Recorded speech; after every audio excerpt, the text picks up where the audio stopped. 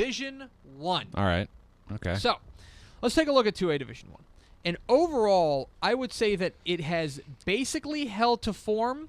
Yeah, I think a lot of that has to do with the hurricane, too. Right. Yeah. A lot of it has to do with the hurricane. But I would say that it is more or less held to form, with the exception of, again, we thought from the jump that 2A Division 1 probably has a collision course between Mart and Refuria. Probably. Right? Now, Refuria, we lost a couple of games from them, so we still don't have a firm grasp on what they're all about, but they did beat Goliad in Week 1, which is particularly impressive to me. Mason, I think, is a team to keep an eye on. I think so, too. Mason has looked very good so group. far. A lot of experience. Yeah, and overall, those would be the teams that I keep an eye on, but then there's a couple of other teams kind of lurking beyond that. I think we'll find out a lot about Stratford this week when they play Canadian. If they beat Canadian, let's start paying attention to those guys.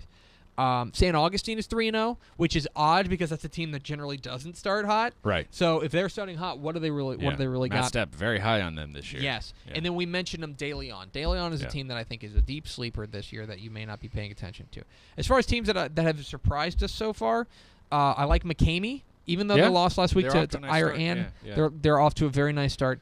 Celeste is off to a 3-0 start, as is Wolf City. Those are teams that I think catch my eye as far as teams you should be paying attention to. In fact, Wolf City, if you look at our computer rankings, our Jerry Forrest, our computer rankings guy, has Wolf City 14th in 2A Division 1, which is quite something. Yeah. Probably because they've scored 178 points in 3 games. That'll do it. Teams that have kind of disappointed me so far. Goldthwaite at 0-3 is rather interesting. I know that this isn't Goldthwaite of old, but to be 0-3 I think is rather disappointing. Bosqueville at 1-2, I think is kind of disappointed me so far. And then other teams like that, maybe Windthorst. They're 1-2. They're off to a slow start so far.